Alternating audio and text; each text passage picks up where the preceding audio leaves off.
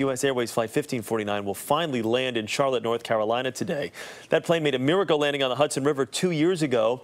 Now its fuselage is about to finish a week-long journey by road from Newark, New Jersey. We talk with pilot Sully Sullenberger and 6 of his passengers about that miraculous day and how it still affects their lives. This is Cactus 1539. It burns. I was convinced that myself and my fellow passengers were dead that day. Strike, he lost all engine, he lost the thrust in the engine to returning immediately. What I remember most about January 15th, 2009 is just the surrealness of everything. I think he said he was going to the Hudson. It's surreal, but at the same time, it's the most real feeling I've ever had. Planes don't land in rivers, and ours did. My name is Steve O'Brien, and I was in seat 15C on flight 1549. What's interesting is the passengers often identify each other by where they were sitting, their seat assignment on the airplane, because that, to some extent, determined what their experience was like that day. My name is Tracy Walsco, and I was seated in seat 26B. Mark Hood, 2A. Vicki Barnhart, 26C. We were on our ascent out of LaGuardia, and I just remember this bang. So I was looking around, and one of the passengers that was sitting in the window seat in my row said, "We're on fire." And I thought, oh my goodness. Okay. I really, truly did not realize how severe things were until the captain said, "Brace for impact." I was immensely sad. I have 2 kids, and I was immensely sad that I wasn't going to see them get older. I am on this plane and I'm going to die alone.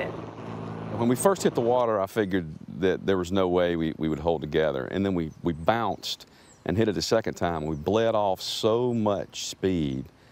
I thought, you know, we might have a chance here. We really might have a chance to live through this.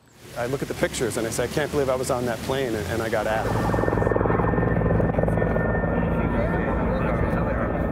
There's life before 1549, a slightly different life after 1549.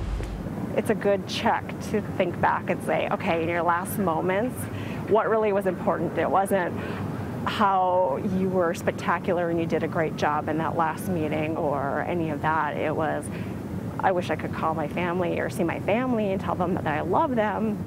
So every day from that point forward that I live, it's like commission and bonus. It's that added extra plus that we get. And it started that minute with my family when I put my arms around them. To see my kids for the first time, I don't know any parent that wouldn't react the way I did. I don't think there's a day that goes by that somehow I don't think about what happened. It'll be wonderful to see Aircraft 106 again. You know, it did its job that day too. And I'm very happy that it's going to be displayed to the public, and especially that it's going to be displayed intact.